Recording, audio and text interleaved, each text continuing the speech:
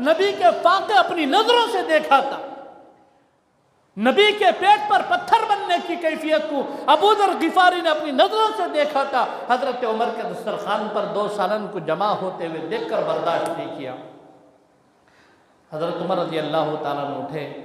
باادب ہو کر کھڑے ہو گئے، فرمایا حضرت آپ بالکل سچ فرماتے ہیں، آپ نے حضور کے دسترخوان پر کبھی 2 قسم کے سالن جمع ہوتے ہوئے نہیں دیکھا، اللہ آپ پر رحم فرمائے۔ آپ نے وہ نہیں دیکھا، میں نے قیصر اور کسریٰ کو فتح ہوتے ہوئے اپنے آنکھوں سے دیکھا، میں نے حضور کو